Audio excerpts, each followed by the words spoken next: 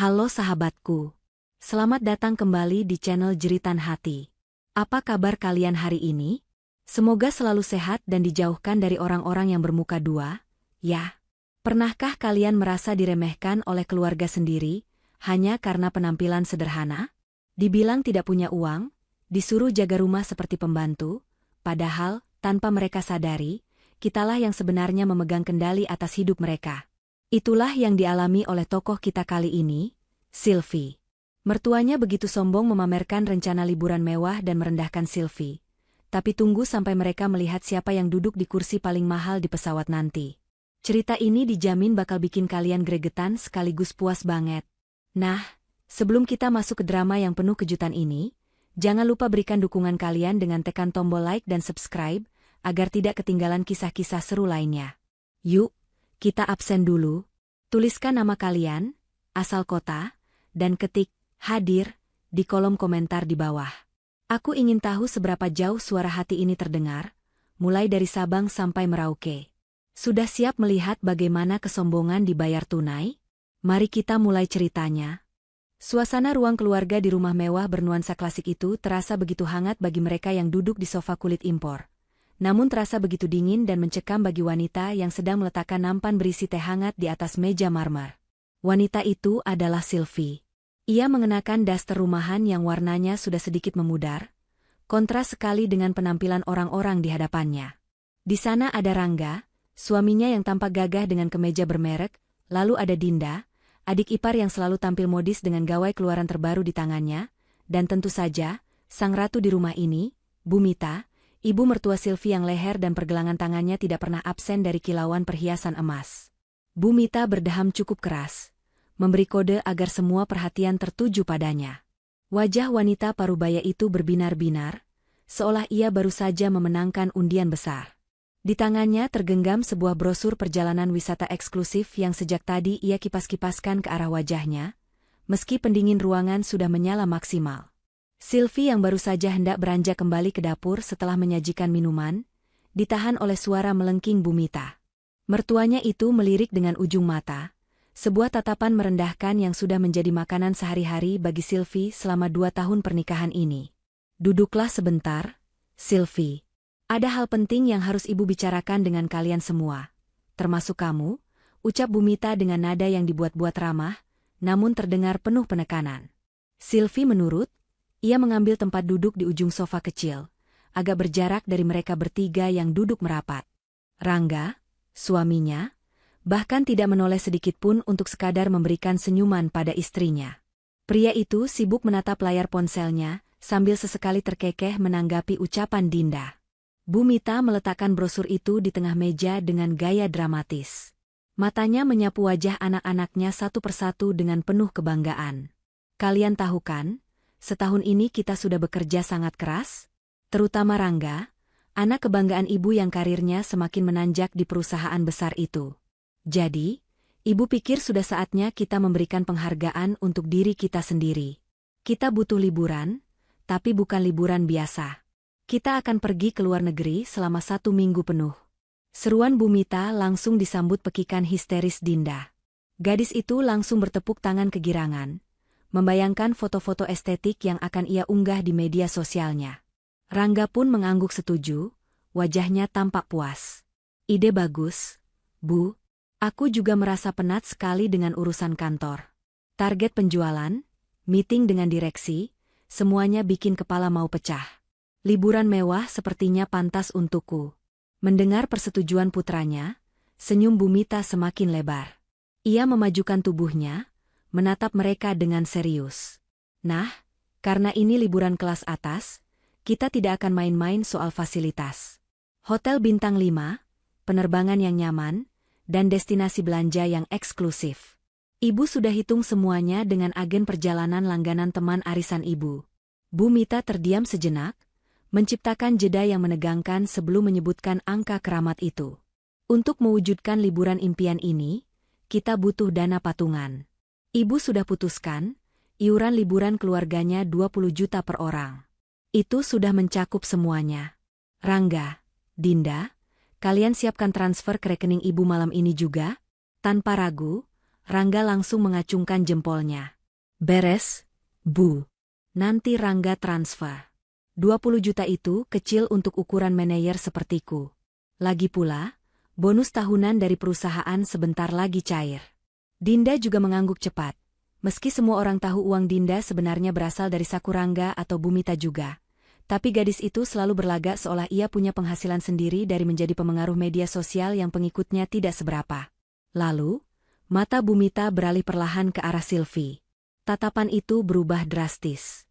Jika tadi penuh binar kasih sayang saat menatap Rangga dan Dinda, kini tatapan itu berubah menjadi sorot mata yang seolah sedang melihat kotoran yang menempel di sepatu mahalnya. Hening sejenak menguasai ruangan. Silvi masih diam, tangannya saling meremas di atas pangkuan. Ia tahu kemana arah pembicaraan ini. Ia tahu betul skenario apa yang sedang dimainkan oleh mertuanya. Dalam hati, Silvi menghitung detik demi detik sebelum kalimat penghinaan itu terlontar. Kamu dengarkan, Silvi, 20 juta per orang, kata Bumita dengan nada mengejek yang tak ditutup-tutupi. Alisnya terangkat tinggi, menunggu reaksi menantunya. Tapi, belum sempat Silvi membuka mulut untuk menjawab, Bumita sudah tertawa kecil. Tawa yang diikuti oleh dengusan kasar dari Dinda. Ah, tapi rasanya percuma ibu tanya sama kamu. Mana mungkin kamu punya uang sebanyak itu? Kerjaan kamu cuma di rumah, luntang-lantung, menghabiskan beras, dan menadahkan tangan minta uang belanja sama Rangga. Iya kan? Rangga yang mendengar itu bukannya membela istrinya, malah ikut memanaskan suasana. Ia meletakkan ponselnya dan menatap Silvi dengan pandangan meremehkan. Benar kata ibu, Sil. Kamu tahu sendiri kan gajiku memang besar, tapi pengeluaran kita juga banyak. Aku nggak mungkin membayarkan bagianmu. 20 juta itu bukan uang sedikit kalau cuma buat kamu yang nggak ngerti cara menikmati hidup mewah. Nanti di sana kamu malah bikin malu, nggak bisa pakai alat makan restoran fine dining, atau norak lihat gedung bagus. Dinda ikut menyambar dengan mulut pedasnya. Betul banget, Mas Rangga. Lagian kalau Mbak Silvi ikut, nanti siapa yang jagain rumah? Masa kita harus bayar orang lagi? Sayang banget uangnya. Mending Mbak Silvi di rumah aja, kan sudah biasa jadi beban, masa sekarang mau jadi beban juga pas kita lagi senang-senang? Ucapan adik iparnya itu begitu menusuk. Namun ekspresi Silvi tetap tenang. Wajahnya datar, seolah ia sudah kebal dengan racun yang setiap hari disemburkan oleh keluarga suaminya ini. Tidak ada air mata yang jatuh, tidak ada bantahan yang keluar dari bibirnya. Bumita kembali bersuara, kali ini dengan nada final yang tak terbantahkan. Ia menunjuk Silvi dengan jari telunjuknya yang berhias cincin berlian. Jadi sudah diputuskan ya? Kamu tidak usah ikut. Kamu terlalu miskin untuk pergaulan kami. Sebaiknya kamu jaga rumah saja. Anggap saja itu kontribusi kamu sebagai menantu yang tidak tahu diuntung. Tugas kamu selama kami pergi adalah memastikan rumah ini tetap bersih. Ingat, jangan nyalakan AC di ruang tamu untuk menghemat listrik. Siram bunga anggrek ibu setiap pagi dan sore, dan jangan berani-berani makan stok daging impor di kulkas. Itu jatah Rangga kalau pulang nanti. Kata-kata itu meluncur begitu lancar dari mulut Bumita. Iuran liburan keluarganya 20 juta per orang. Kamu terlalu miskin, sebaiknya kamu jaga rumah saja. Kalimat itu terngiang jelas di telinga Silvi. Sebuah vonis yang dijatuhkan dengan penuh kesombongan. Mereka pikir Silvi akan menangis, memohon-mohon untuk diajak, atau setidaknya menunjukkan wajah sedih. Tapi Silvi justru mengangkat wajahnya, menatap mata Bumita dengan sorot yang sulit diartikan. Ada ketenangan yang aneh di sana, sebuah ketenangan yang seharusnya membuat Bumita waspada, namun keangkuhan telah menutupi intuisinya. Baik, Bu. Kalau memang itu keputusan Ibu dan Mas Rangga, Silvi terima. Silvi akan jaga rumah ini baik-baik, jawab Silvi dengan suara pelan namun tegas. Tidak ada getaran kesedihan dalam suaranya. Bumita tersenyum puas, merasa menang telak. Bagus. Sadar diri itu penting, Silvi. Jangan mimpi mau naik pesawat ke luar negeri, kalau beli bedak saja masih minta suami. Jadilah istri yang berguna sedikit, minimal jadi satpam rumah saat majikannya pergi berlibur. Gelak tawa kembali pecah di ruangan itu. Rangga tertawa lepas, merasa bangga ibunya bisa menekan istrinya sedemikian rupa. Bagi Rangga, Sylvie hanyalah wanita desa beruntung yang bisa ia nikahi karena perjodohan mendiang ayahnya dulu, wanita yang tidak punya kualifikasi apa-apa selain mengurus rumah tangga. Mereka kembali sibuk membahas rencana perjalanan. Membicarakan butik-butik mahal yang akan mereka kunjungi, restoran-restoran mewah yang akan mereka reservasi, dan betapa irinya tetangga-tetangga nanti melihat foto liburan mereka. Sylvie perlahan bangkit dari duduknya, mengambil nampan teh yang sudah kosong. Ia berjalan mundur, menjauh dari keriuhan keluarga yang sedang mabuk dalam angan-angan kemewahan itu. Saat langkah kakinya mencapai dapur yang sepi, senyum tipis terukir di bibir Sylvie. Senyum yang sama sekali berbeda dengan senyum kepasrahan yang ia tunjukkan di ruang tamu tadi. Tangannya merogoh saku daster, mengeluarkan sebuah ponsel pintar yang jauh lebih canggih dari milik Dinda. Namun selama ini selalu ia sembunyikan di balik tumpukan baju di lemari. Sylvie menatap layar ponselnya, membuka sebuah aplikasi perbankan yang menampilkan deretan angka 0 yang jika dilihat oleh Bu Mita, mungkin akan membuat wanita tua itu serangan jantung mendadak. 20 juta? Batin Sylvie sambil menggelengkan kepala pelan. Nominal yang mereka agung-agungkan itu, bahkan tidak cukup untuk membayar biaya perawatan 1 malam di private suite miliknya. Mereka menyebutnya miskin? Mereka menyebutnya benalu? Sylvie menahan tawa getir. Betapa ironisnya hidup ini.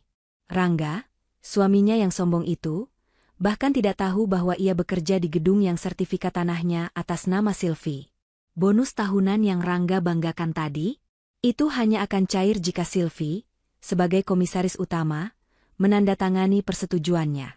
Dan Dinda, gaya hidupnya dibiayai oleh uang saku dari Rangga yang sumbernya adalah gaji dari perusahaan milik Sylvie. Mereka tidak sadar bahwa mereka sedang menari di atas telapak tangan orang yang baru saja mereka hina. Sylvie meletakkan ponselnya di meja dapur, menatap pantulan dirinya di kaca jendela. Mereka menyuruhnya menjaga rumah. Mereka pikir Sylvie akan mendekam di sini, menyapu lantai dan menyiram bunga seperti pembantu setia. Mereka salah besar. Kalian ingin liburan mewah? Gumam Sylvie lirih, matanya berkilat tajam. Baiklah, akan kuberikan kalian tontonan tentang apa itu kemewahan yang sesungguhnya. Tapi jangan harap kalian akan menikmatinya dengan tenang. Kalian sudah membangunkan harimau yang sedang tidur. Sylvie menarik napas panjang. Ia tidak sabar menunggu hari keberangkatan itu tiba. Hari di mana Topeng, istri miskin, ini akan ia buka sedikit demi sedikit, tepat di depan wajah-wajah sombong itu. Di ruang tamu, suara tawa Rangga dan Bu Mita masih terdengar riuh. Mereka sedang merayakan rencana kepergian mereka, merayakan keberhasilan mereka menyingkirkan Sylvie dari agenda liburan. Mereka tidak tahu bahwa orang yang mereka tinggalkan untuk jaga rumah, ini sedang menyusun rencana sendiri. Sebuah rencana yang akan membuat liburan mereka menjadi mimpi buruk yang tak terlupakan. Sebuah rencana yang akan mengubah posisi, majikan, dan pembantu dalam sekejap mata. Sylvie kembali meraih ponselnya, jemarinya bergerak lincah di atas layar, mengetik sebuah pesan singkat kepada seseorang yang kontaknya ia namai, Pak Ferry, Direktur Ops. Pesan itu singkat, padat, dan mematikan. Siapkan keberangkatan saya. Jadwal yang sama, tujuan yang sama dengan manajer pemasaran Rangga. Pastikan saya mendapatkan kursi yang membuat mereka sadar di mana level mereka sebenarnya. Kirim. Layar ponsel meredup, namun api pembalasan di hati Sylvie baru saja mulai berkobar.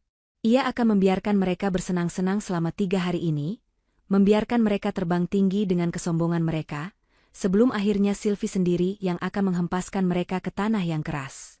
2 hari menjelang keberangkatan, kesibukan di rumah besar itu meningkat drastis, mengubah suasana yang biasanya tenang menjadi seperti pasar kaget yang bising. Ruang tengah yang luas kini penuh sesak dengan koper-koper besar bermerek yang tergeletak dalam keadaan terbuka. Tumpukan pakaian mahal, sepatu-sepatu kulit, hingga berbagai perlengkapan kosmetik milik Dinda dan Bu Mita berserakan di atas karpet, menciptakan pemandangan kekacauan yang ironisnya memamerkan kemewahan. Di tengah hiruk-pikuk persiapan itu, Sylvie seolah menjadi satu-satunya manusia yang kakinya tetap menapak di bumi, sementara 3 penghuni lainnya sudah melayang tinggi dalam euforia liburan. Sylvie, jangan melamun saja di situ. Cepat lipat gaun malam ibu yang warna merah marun itu.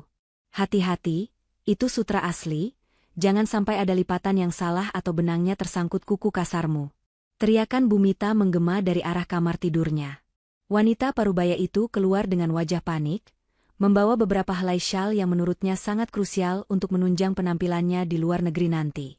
Sylvie yang sedang membereskan sisa sarapan Rangga di meja makan, segera meletakkan piring kotor dan bergegas menghampiri ibu mertuanya. Tanpa membantah, ia mengambil alih gaun tersebut dan mulai melipatnya dengan ketelatenan seorang profesional. Ketelatenan yang tidak pernah dihargai di rumah ini. Di sudut lain, Dinda sedang sibuk melakukan panggilan video dengan teman-temannya, memamerkan deretan outfit yang akan ia bawa. Lihat deh, aku bakal pakai ini pas foto di depan ikon kota. Keren banget kan? Pasti followers aku langsung meledak. Seru Dinda dengan suara yang sengaja dikeraskan. Gadis itu melirik Sylvie sekilas dengan tatapan mengejek, seolah ingin menegaskan perbedaan nasib di antara mereka. Mbak Sylvie, tolong ambilkan powerbank aku di laci atas dong, sekalian kabel datanya. Awas jangan sampai ketukar sama kabel murahan punya Mbak ya, perintah Dinda seenaknya tanpa menghentikan obrolannya di telepon. Sylvie melakukan semua perintah itu dalam diam. Ia bergerak gesit dari satu sudut ke sudut lain, menjadi pelayan tak berbayar bagi keluarga suaminya sendiri. Sementara itu, Rangga tampak sibuk dengan berkas-berkas di meja kerjanya yang terletak di sudut ruang tamu. Pria itu terlihat menelepon seseorang dengan nada bicara yang sangat tinggi hati, seolah ingin seluruh isi rumah mendengar betapa pentingnya posisinya di perusahaan. Aman, bro. Tenang saja, urusan kantor sudah aku delegasikan ke bawahan. Direksi di pusat tidak akan tahu kalau aku pergi liburan mewah begini. Lagi pula, aku ini manajer pemasaran, target bulan lalu kan tembus, jadi wajar dong kalau aku menikmati fasilitas hidup sedikit, ucap Rangga sambil tertawa lepas. Ia melirik Sylvie yang sedang menutup resleting koper Bumita yang sudah menggembung. Sylvie hanya menunduk, menyembunyikan senyum sinis yang nyaris terukir di bibirnya. Suaminya itu begitu naif. Rangga berpikir direksi tidak tahu, padahal komisaris utama perusahaan itu sedang berlutut di lantai ruang tamunya, mengunci koper ibunya.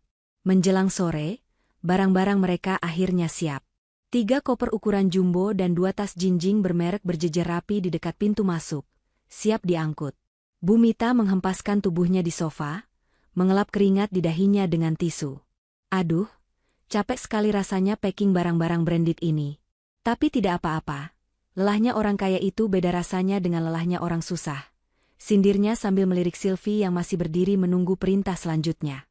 Bumita kemudian menepuk ruang kosong di sebelahnya, memberi isyarat pada Rangga untuk duduk. Rangga, pastikan semua dokumen perjalanan aman. Ibu tidak mau ada masalah di imigrasi nanti. Oh ya, uang saku tambahan dari bonus kamu sudah masuk kan? Ibu mau belanja tas baru di sana. Teman arisan ibu bilang koleksi terbaru baru saja rilis, ujar Bumita penuh harap. Rangga mengangguk mantap, menepuk saku jasnya. Beres, Bu. Kartu kredit korporat dari kantor juga aku bawa buat jaga-jaga. Limitnya besar. Cukuplah kalau cuma buat makan di restoran bintang 5 atau upgrade kamar hotel kalau kita kurang nyaman. Kan lumayan, dianggap biaya entertainment klien nanti laporannya. Mendengar kalimat terakhir Rangga, telinga Sylvie sedikit berdengung. Keberanian suaminya menyalahgunakan aset perusahaan semakin menjadi-jadi. Kartu kredit korporat itu seharusnya hanya digunakan untuk keperluan mendesak yang berkaitan dengan operasional bisnis, bukan untuk memuaskan hasrat belanja ibunya. Sylvie mencatat hal itu baik-baik dalam memori otaknya. Daftar dosa Rangga semakin panjang, dan itu artinya daftar hukuman yang akan Sylvie jatuhkan juga akan semakin berat. Malam semakin larut, dan kelelahan akhirnya memaksa Bumita, Rangga, dan Dinda untuk masuk ke kamar masing-masing. Mereka tidur lebih awal demi mengejar penerbangan pagi besok. Lampu-lampu utama rumah dipadamkan, menyisakan kesunyian yang mencekam. Saat itulah, peran Sylvie sebagai menantu yang tertindas berakhir sementara waktu. Ia berjalan perlahan menuju kamar tamu yang selama ini ia jadikan ruang pribadinya, karena Bumita melarang Sylvie tidur satu kamar dengan Rangga jika Rangga sedang lelah bekerja, sebuah alasan konyol untuk menjauhkan mereka. Sylvie mengunci pintu kamar tamu itu rapat-rapat. Ia menyalakan lampu meja belajar, lalu duduk dengan punggung tegak. Aura wanita desa yang lugu dan penurut lenyap seketika, berganti dengan karisma tajam seorang pemimpin perusahaan raksasa. Ia mengeluarkan ponsel khususnya, Ponsel yang menjadi jembatan antara dirinya dengan kekuasaan yang sesungguhnya. Jarinya menekan nomor panggilan cepat 1. Tidak butuh waktu lama, suara berat dan hormat terdengar dari seberang sana. "Selamat malam, Bu Sylvie. Ada instruksi mendesak?" Suara Pak Ferry terdengar sigap, seolah ia memang selalu siaga 24 jam untuk pimpinannya. Sylvie menatap pantulan wajahnya di cermin kecil di depannya. Matanya dingin, namun penuh perhitungan. "Pak Ferry, dengarkan baik-baik. Rencana inspeksi mendadak ke cabang luar negeri dimajukan. Saya akan berangkat besok pagi, di penerbangan yang sama dengan manajer pemasaran, Rangga, dan keluarganya. Saya tidak mau ada kesalahan. Pastikan saya mendapatkan kursi di kelas utama, atau suites terbaik yang tersedia di pesawat itu. Jangan sampai mereka melihat nama saya di daftar penumpang biasa. Gunakan inisial atau protokol VIP. Baik, Bu. Segera saya atur dengan pihak maskapai. Kebetulan maskapai tersebut adalah mitra strategis kita, jadi upgrade dan privasi Ibu adalah prioritas utama mereka," jawab Pak Ferry tanpa keraguan sedikitpun. "Bagus," lanjut Sylvie, suaranya semakin merendah namun tajam. "Dan satu hal lagi yang paling krusial. Saya ingin Bapak memantau penggunaan fasilitas kantor yang dipegang oleh saudara Rangga. Begitu pesawat kami lepas landas besok, saya perintahkan untuk membekukan seluruh akses kartu kredit korporat atas nama Rangga. Blokir juga aksesnya ke sistem reimbursement otomatis. Buat statusnya menjadi under audit. Saya ingin melihat bagaimana reaksinya saat kartu saktinya itu berubah menjadi potongan plastik tidak berguna di negara orang." Hening sejenak di ujung telepon, sebelum Pak Ferry menjawab dengan nada yang menyeratkan kepuasan tersendiri. "Dimengerti, Bu. Instruksi akan dieksekusi tepat saat roda pesawat meninggalkan landasan pacu. Apakah ada instruksi khusus untuk penjemputan di sana?" "Ya. Jangan kirim mobil kantor untuk menjemput Rangga. Biarkan dia mengurus dirinya sendiri. Tapi untuk saya, siapkan penjemputan standar VVIP dari kantor cabang. Saya ingin memastikan kondisi aset kita di sana, sekaligus memberi sedikit pelajaran visual tentang siapa sebenarnya yang memegang kendali," ucap Sylvie sambil memutar cincin kawin polos di jari manisnya, cincin yang dulu dibeli Rangga dengan harga murah karena pelit, bukan karena tidak mampu. Setelah menutup telepon, Sylvie tidak langsung tidur. Ia membuka lemari pakaiannya yang sempit di kamar tamu itu. Di bagian paling belakang, tersembunyi di balik tumpukan daster batik dan kaos oblong, terdapat sebuah travel bag kulit berwarna hitam elegan yang tidak pernah ia keluarkan. Ia menarik tas itu keluar.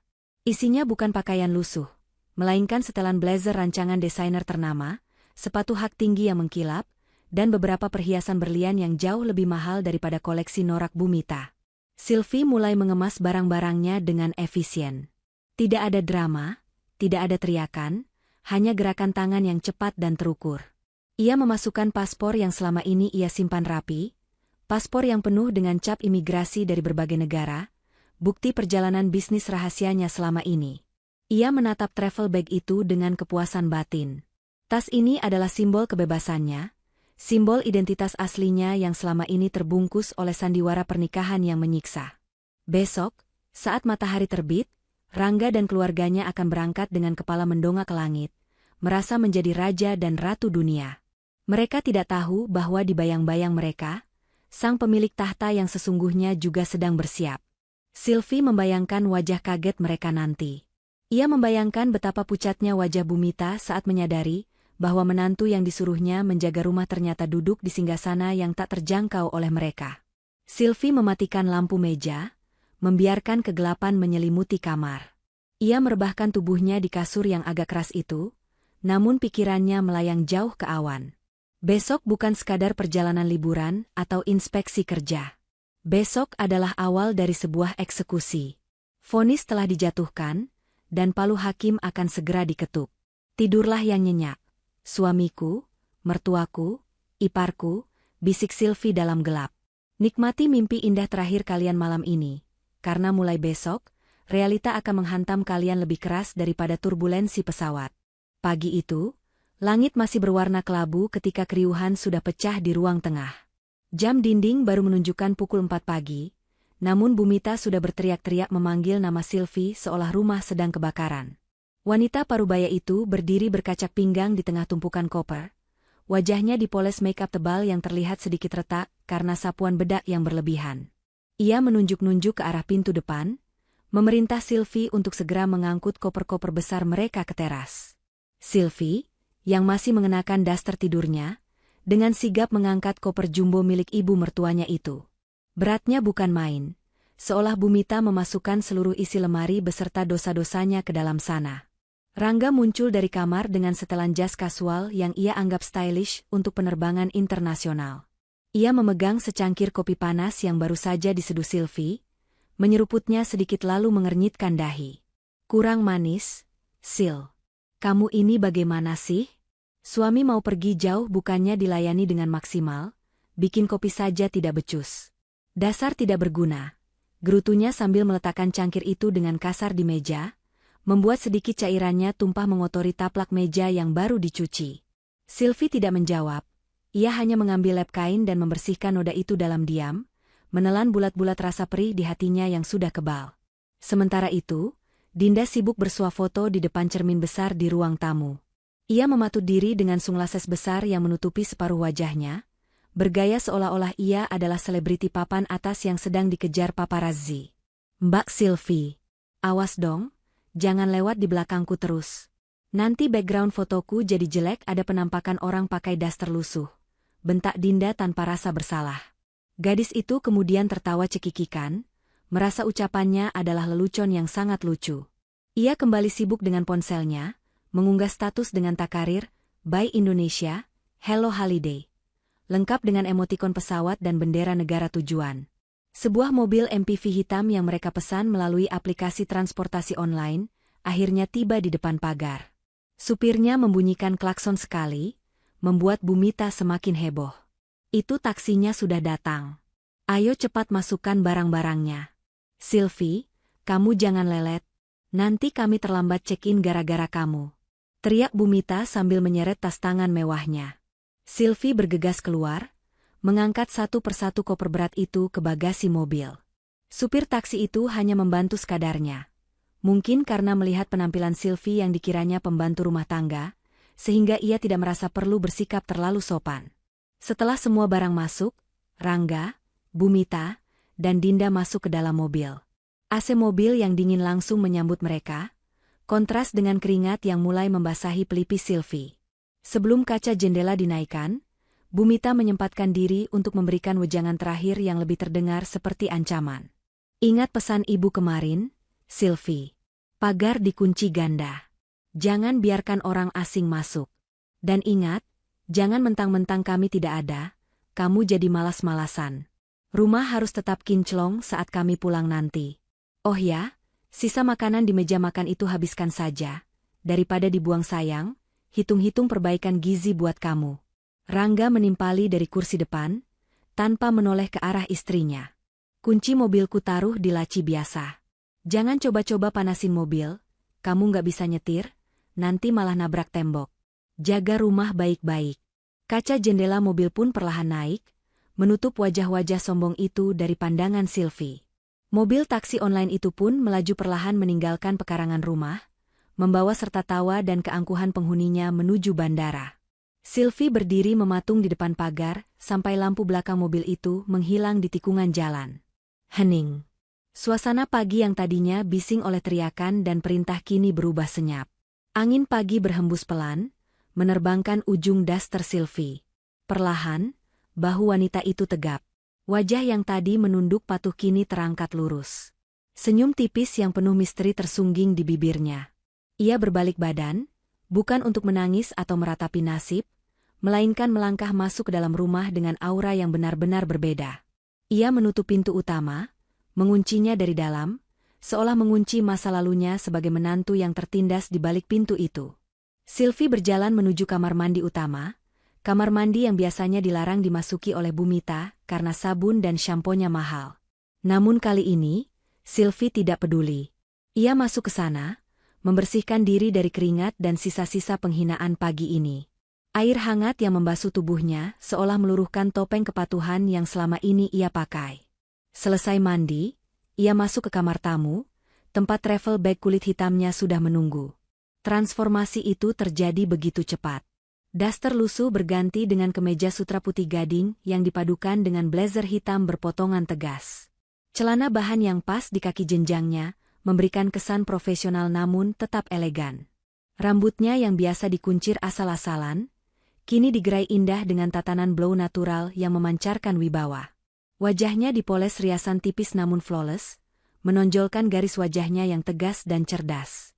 Terakhir, ia mengenakan jam tangan mewah seharga 1 unit apartemen di pergelangan tangan kirinya, dan menyemprotkan parfum aroma Wodi yang elegan, aroma kesuksesan yang tidak pernah dicium oleh hidung Rangga maupun Bumita. Sylvie meraih ponselnya, melihat notifikasi dari Pak Ferry. Armada penjemputan sudah standby di titik koordinat, Bu. 5 menit lagi sampai di depan gerbang. Sylvie tersenyum puas. Ia menarik pegangan koper kabin mewahnya, bukan koper usang seperti yang mereka kira, melainkan koper limited edition yang hanya dimiliki oleh segelintir orang kaya di dunia. Ia berjalan keluar kamar, langkah kakinya terdengar mantap beradu dengan lantai marmer. Tak, tak, tak, irama kepercayaan diri yang telah lama hilang.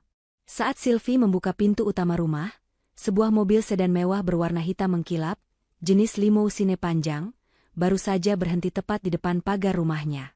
Bukan taksi online, bukan mobil sewaan biasa. Ini adalah kendaraan operasional khusus untuk jajaran direksi tertinggi. Seorang supir berseragam rapi dengan sarung tangan putih keluar dengan sigap, membukakan pintu pagar, lalu berlari kecil menghampiri Sylvie. Ia membungkuk hormat, sangat dalam, sebuah gestur yang tidak pernah didapatkan Sylvie dari suaminya sendiri. "Selamat pagi, Ibu Komisaris Utama. Maaf jika menunggu lama," sapa supir itu dengan nada penuh hormat. Ia mengambil alih koper dari tangan Sylvie dengan hati-hati, memperlakukannya seperti barang pecah belah yang sangat berharga. "Pagi, Pak. Tidak apa-apa, waktunya pas sekali. Tikus-tikus itu baru saja pergi," jawab Sylvie tenang sambil melangkah anggun menuju mobil. Tetangga sebelah rumah yang kebetulan sedang menyiram tanaman, melongo kaget melihat pemandangan itu. Ia mengucek matanya berkali-kali, tidak percaya bahwa wanita yang masuk ke dalam mobil mewah itu adalah Sylvie, menantu Bumita yang sering terlihat menyapu halaman dengan pakaian lusuh. Mulut tetangga itu terbuka lebar, namun tidak ada suara yang keluar saking syoknya. Sylvie duduk di kursi belakang yang empuk dan luas. Interior mobil itu berbau kulit mahal dan aromaterapi yang menenangkan. Di sampingnya tersedia sebotol air mineral premium dan tablet yang menyajikan data perusahaan terkini. Sylvie menghela napas panjang, menyandarkan punggungnya. Perbedaan kontras ini begitu menggelikan. Rangga dan keluarganya mungkin sekarang sedang berdesak-desakan di antrean check-in ekonomi yang mengular panjang, meributkan kelebihan bagasi atau berebut kursi di ruang tunggu yang padat. Sementara Sylvie, ia akan melenggang masuk melalui jalur khusus VVIP, tanpa antrean, tanpa keributan. "Pak, kita langsung ke bandara. Hubungi tim ground handling, pastikan saya tidak perlu menunggu di lounge umum. Saya ingin langsung masuk ke private suite lounge sebelum boarding," perintah Sylvie datar namun penuh otoritas. "Baik, Bu. Semua sudah diatur sesuai protokol standar Ibu," jawab supir itu sambil mulai melajukan kendaraan dengan sangat halus, nyaris tanpa suara mesin yang terdengar. Mobil mewah itu meluncur membelah jalanan pagi, meninggalkan komplek perumahan tempat tinggal Sylvie yang penuh dengan kenangan pahit. Di balik kaca jendela yang gelap, Sylvie menatap jalanan yang mulai ramai. Hatinya berdebar, bukan karena takut, tapi karena antusiasme yang meluap-luap. Ini bukan sekadar perjalanan bisnis. Ini adalah perjalanan untuk menjemput harga dirinya yang sempat tercecer. Ia membayangkan wajah Rangga nanti di pesawat. Suaminya itu pasti akan berpikir sedang berhalusinasi saat melihat Sylvie berjalan di lorong pesawat. Sylvie membuka tablet di pangkuannya, layar menyala menampilkan grafik keuangan perusahaan cabang luar negeri yang akan ia kunjungi. Di sudut layar, ada notifikasi kecil, kartu kredit korporat AN Rangga Pratama, status, aktive. Jari telunjuk Sylvie mengetuk-ngetuk pelan di samping tablet itu. Belum saatnya, pikirnya. Biarkan Rangga merasa hebat dulu saat menggesek kartu itu di duty free bandara nanti. Biarkan dia membelikan parfum mahal untuk ibunya dengan uang perusahaan. Semakin tinggi dia terbang, semakin sakit rasanya saat jatuh nanti. Perjalanan menuju bandara terasa begitu singkat. Sylvie memejamkan matanya sejenak, mengumpulkan seluruh energi dan fokusnya. Ia bukan lagi Sylvie si upik abu. Mulai detik ini, ia adalah Sylvie sang ratu, pemilik tahta yang sebenarnya. Dan permainan sesungguhnya baru saja dimulai. Bandara internasional pagi itu terasa seperti lautan manusia yang sedang bergolak. Antrean di counter check-in kelas ekonomi mengular panjang, meliuk-liuk seperti ular yang tak berujung. Di tengah kerumunan yang berpeluh dan berisik itu, Rangga, Bumita, dan Dinda sedang terlibat dalam perdebatan sengit dengan petugas darat maskapai. Penyebabnya klasik, koper Bumita kelebihan muatan hingga 5 kilogram. Wanita parubaya itu bersikeras tidak mau membayar biaya tambahan, berdalih bahwa ia adalah penumpang setia, padahal ini adalah penerbangan internasional pertamanya setelah sekian lama. Rangga tampak frustrasi, wajahnya memerah menahan malu karena antrean di belakang mereka mulai mendecakkan lidah dan melontarkan sindiran pedas.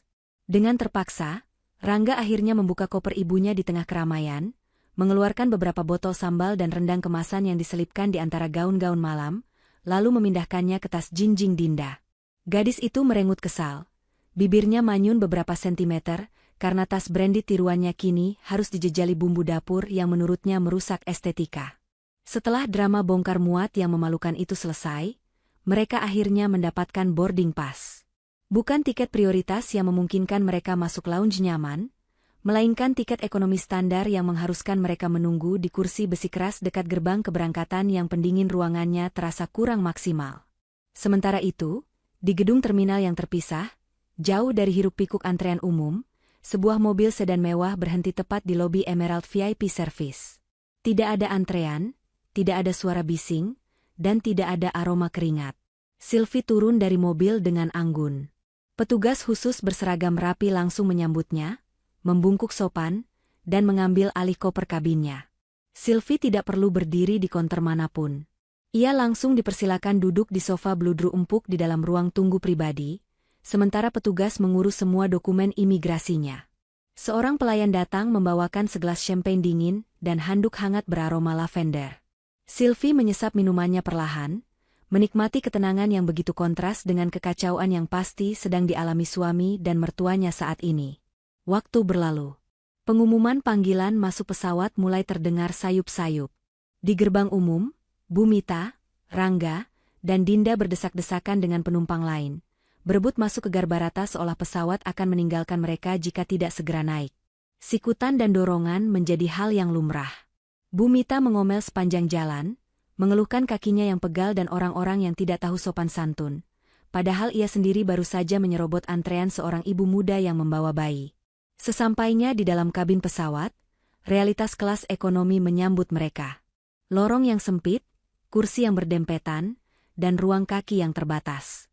Rangga mendapatkan kursi di lorong, Bumita di tengah, dan Dinda di dekat jendela. Posisi yang sudah mereka ributkan sejak di rumah.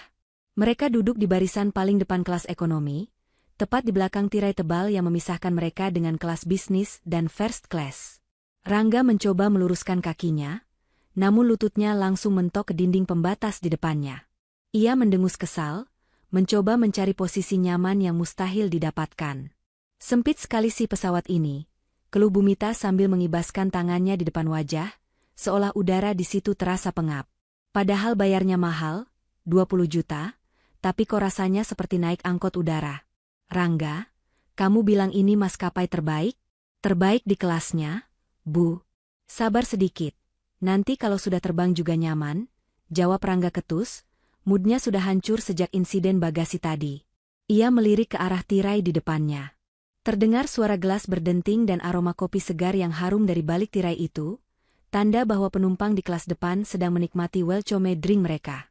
Ada rasa iri yang menyelinap di hati Rangga, namun ia segera menepisnya dengan kesombongan lain. Ah, paling isinya cuma orang-orang tua membosankan, pikirnya. Tiba-tiba, suasana di bagian depan pesawat berubah hening.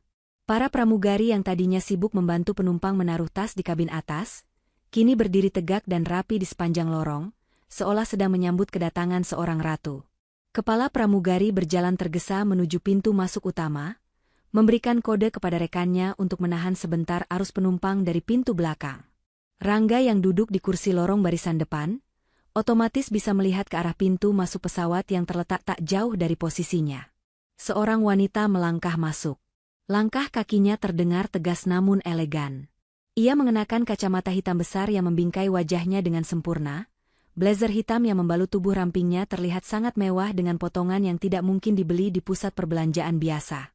Di tangannya, ia menenteng sebuah tas tangan kulit berwarna merah marun, merek Hermes Birkin asli yang harganya bisa membeli rumah tipe 36 di pinggiran Jakarta. Aura yang dipancarkannya begitu kuat, mengintimidasi siapapun yang memandangnya. Bu Mita, yang matanya selalu jeli melihat barang-barang mahal, langsung menyikut lengan Rangga dengan keras. "Rangga, lihat itu. Itu tas yang ibu impikan seumur hidup." "Ya ampun, siapa wanita itu? Pejabat? Artis? Gayanya high class sekali," bisik Bu Mita histeris, matanya tak berkedip menatap tas merah itu. Dinda pun ikut menjulurkan lehernya, penasaran ingin melihat sosok yang membuat ibunya heboh.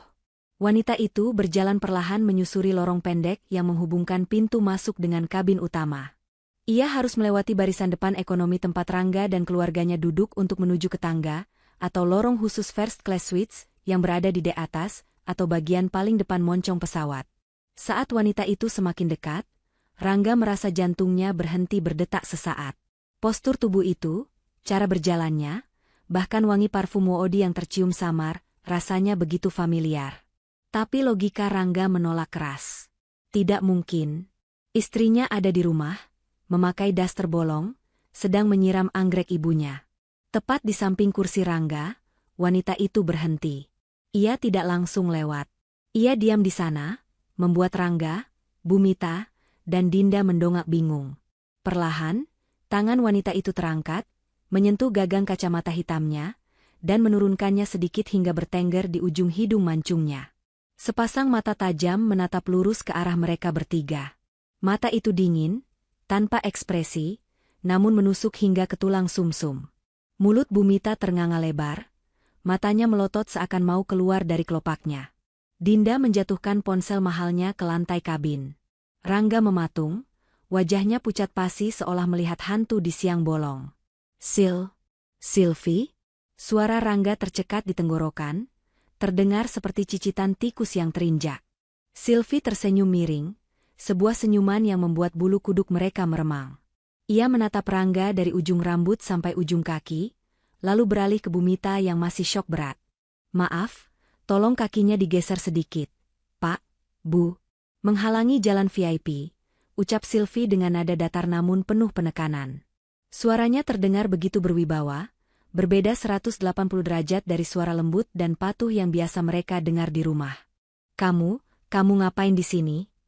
Kenapa kamu, pakaianmu?" Bu Mita tergagap, otaknya gagal memproses apa yang sedang terjadi. Bagaimana mungkin menantu yang baru saja ia hina miskin dan disuruh jaga rumah, kini berdiri di hadapannya dengan penampilan yang nilainya mungkin lebih mahal dari seluruh aset yang mereka miliki? Sylvie tidak menjawab pertanyaan bodoh itu. Ia hanya menaikkan kembali kacamata hitamnya, menegakkan dagunya, dan kembali melangkah. Ia berjalan melewati mereka seolah mereka hanyalah orang asing yang tidak penting. Pramugari senior yang berdiri di dekat tirai pemisah langsung membungkuk hormat, dan membukakan tirai tebal itu lebar-lebar. "Selamat datang, Ibu Komisaris. Mari saya antar ke suite nomor 1. Kapten sudah menunggu untuk menyapa Ibu," sapa pramugari itu dengan suara yang cukup keras, hingga terdengar jelas oleh telinga Rangga dan keluarganya. Sylvie mengangguk singkat, "Terima kasih." Dan tirai pun tertutup kembali. Menyisakan Rangga, Bu Mita, dan Dinda yang membeku di kursi sempit mereka. Keheningan melanda barisan itu selama beberapa detik. Tidak ada yang berani bicara. Otak mereka berputar keras, mencoba mencari penjelasan logis. Apakah mereka salah lihat? Apakah itu kembaran Sylvie? Tapi suara itu, wajah itu, dan panggilan, "Ibu Komisaris," tadi? Mustahil. Itu pasti bukan Sylvie. Rangga akhirnya bersuara, berusaha meyakinkan dirinya sendiri meski tangannya gemetar. Mana mungkin Sylvie punya uang buat naik first class? Paling dia jadi TKW atau simpanan orang. Iya, pasti dia jadi simpanan. Dia pasti jual diri. Rangga mengoceh tak karuan, berusaha menutupi rasa terancam yang mulai merayapi egonya. Bumita masih memegang dadanya yang berdebar kencang. Tapi Rangga, tas itu asli. Ibu tahu baunya kulit asli. Dan pramugari tadi, kenapa dia panggil komisaris? Apa jangan-jangan istrimu itu punya rahasia yang kita tidak tahu? Ada nada ketakutan dalam suara Bumita, ketakutan akan hilangnya dominasi yang selama ini ia banggakan. Dinda memungut ponselnya dengan tangan gemetar. Gila, kalau itu beneran Mbak Silvi, berarti selama ini kita dibohongi? Atau jangan-jangan dia pakai uang Mas Rangga yang dicuri diam-diam? Tuduhan-tuduhan tak berdasar mulai bermunculan, mekanisme pertahanan diri mereka mulai bekerja untuk menolak kenyataan bahwa orang yang mereka anggap rendah ternyata terbang jauh lebih tinggi di atas kepala mereka. Pesawat mulai bergerak mundur, bersiap untuk take off. Getaran mesin pesawat seirama dengan getaran panik yang mulai melanda hati keluarga kecil itu. Liburan yang seharusnya dimulai dengan tawa dan pamer, kini dimulai dengan misteri besar yang mencekik leher. Di balik tirai tebal di depan sana, Silvi sedang duduk nyaman di kursinya yang bisa berubah menjadi tempat tidur datar, menikmati segelas jus jeruk segar sambil menatap layar monitor yang menampilkan peta perjalanan. Babak pertama pertunjukan sudah selesai. Dan Silvi tahu, guncangan yang sesungguhnya baru akan dimulai begitu mereka mendarat nanti. Lampu tanda sabuk pengaman yang menyala redup di atas kepala seolah menjadi saksi bisu ketegangan yang melanda barisan kursi nomor 5A, 5B, dan 5C. Pesawat telah mengudara selama 2 jam, membelah langit biru di ketinggian 30.000 kaki. Namun bagi Rangga, Bumita, dan Dinda, perjalanan ini terasa seperti penyiksaan tanpa akhir yang durasinya lebih lama dari seumur hidup. Suara mesin pesawat yang berdengung konstan gagal meredam gemuruh pertanyaan yang meledak-ledak di kepala mereka. Tirai tebal berwarna biru tua yang memisahkan kabin ekonomi dengan kabin bisnis dan first class di depan sana tampak seperti tembok raksasa yang menyembunyikan monster menakutkan, atau lebih tepatnya, sebuah kebenaran yang tidak ingin mereka akui. Rangga tidak bisa memejamkan matanya barang sedetik pun.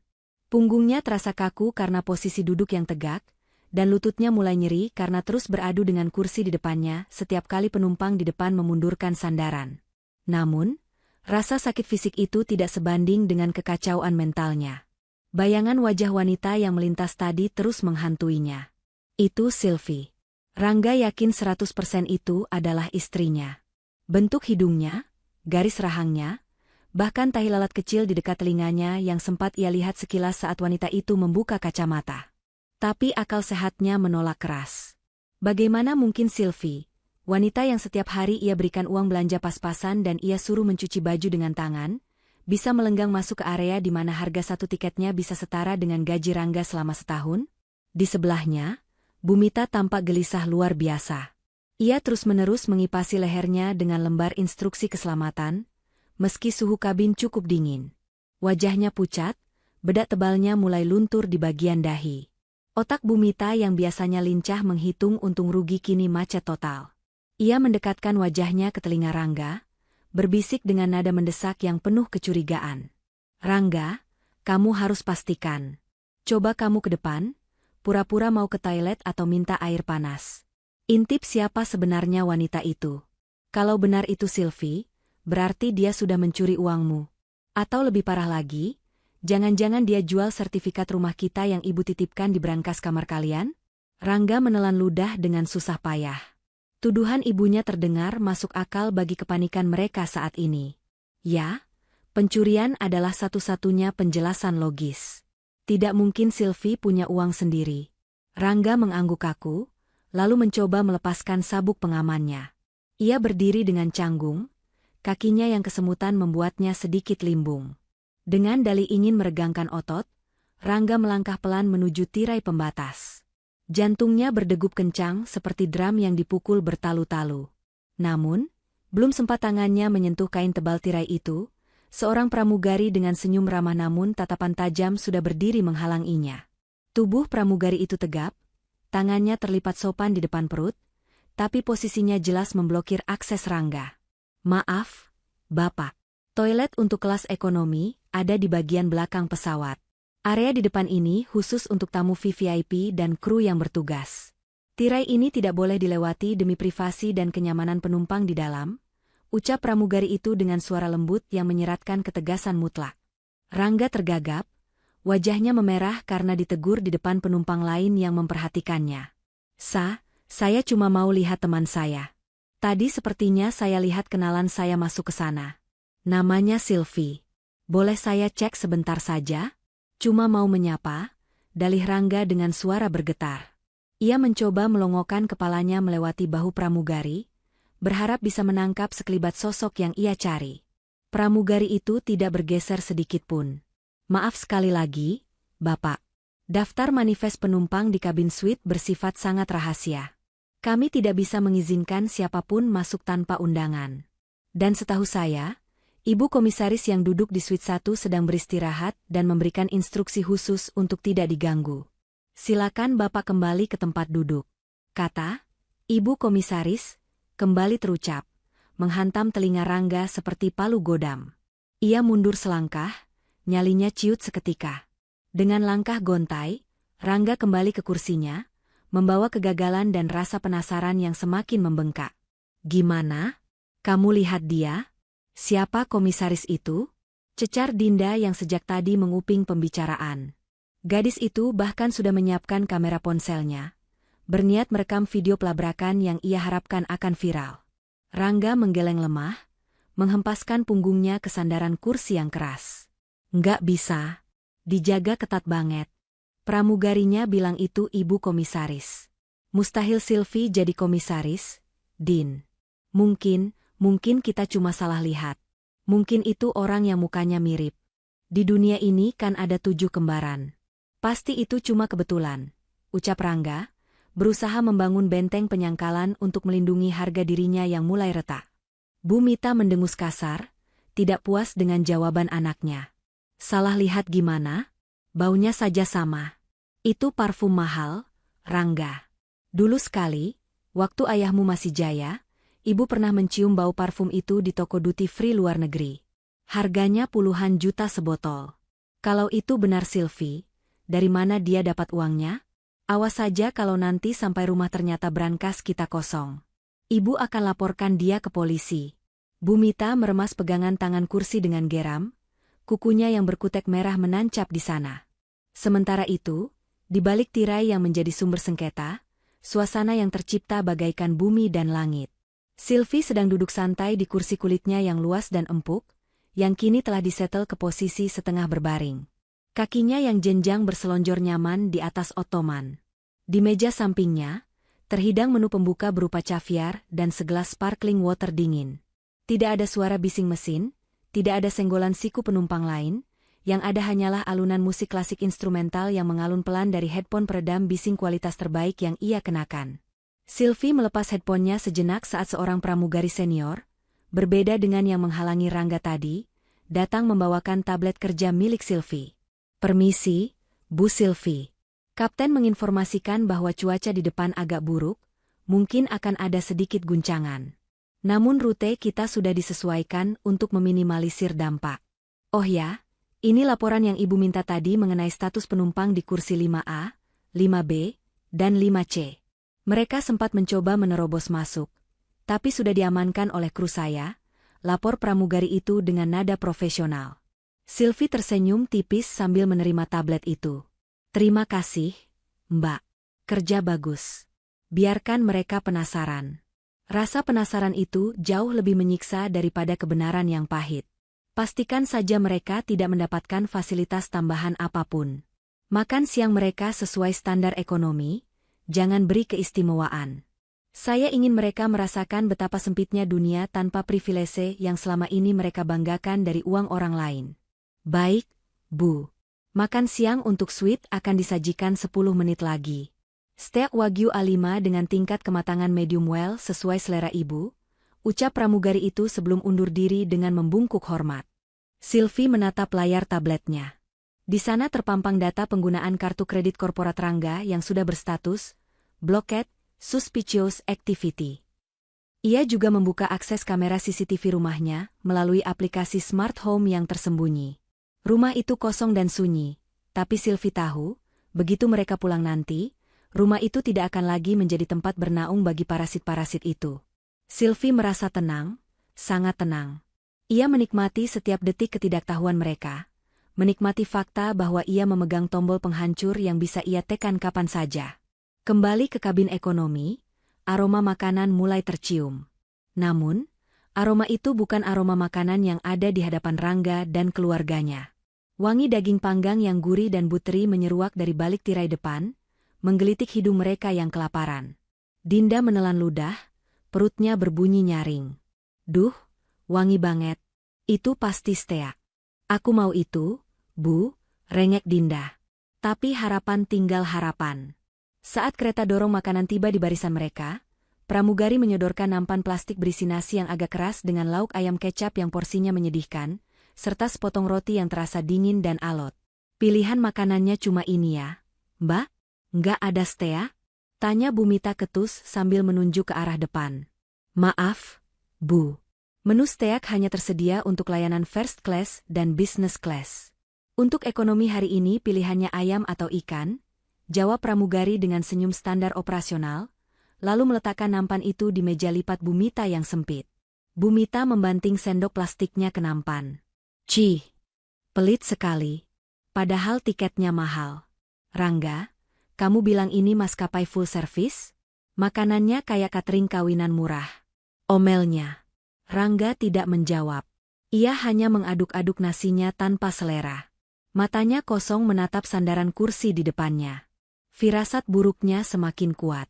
Ia mengingat-ingat kembali momen saat di rumah, saat ia memamerkan kartu kredit kantornya. Apakah Sylvie mendengarnya? Apakah Sylvie tahu sesuatu? Tapi Rangga segera menepisnya.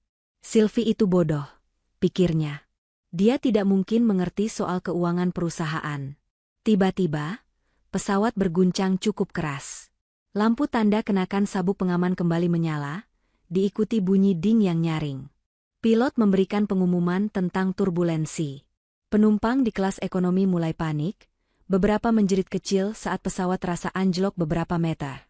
Dinda mencengkeram lengan Bu Mita dengan kuat, wajahnya pucat. Bu, aku takut. Pesawatnya goyang banget. Bu Mita yang juga ketakutan malah menyalahkan Rangga. Ini gara-gara kamu pilih penerbangan murah. Harusnya kita naik yang lebih bagus. Padahal mereka berada di pesawat yang sama dengan Sylvie, hanya beda nasib.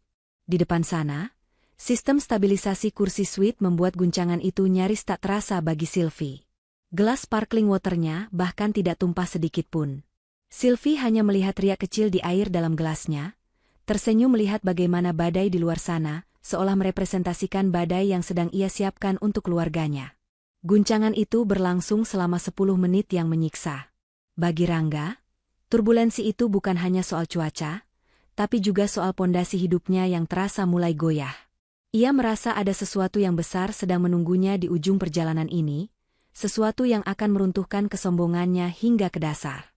Saat guncangan berhenti, keringat dingin membasahi kening Rangga. Ia menatap tirai biru itu lagi. Kali ini, ia tidak melihatnya sebagai pembatas kelas sosial, melainkan sebagai layar penutup sebelum sebuah drama tragis dimulai. Perjalanan masih tersisa beberapa jam lagi. Jam-jam yang akan dihabiskan Rangga dengan spekulasi liar, Bu Mita dengan kemarahan yang tertahan, dan Dinda dengan ketakutan yang konyol. Mereka tidak sadar bahwa penderitaan di kursi sempit ini hanyalah appetizer. Hidangan utama berupa kehancuran total baru akan disajikan oleh sang koki di balik tirai sana, begitu roda pesawat menyentuh aspal landasan pacu negara tujuan. Dan Sylvie, sang komisaris utama, sudah tidak sabar untuk melihat wajah-wajah kekenyangan mereka memakan karma.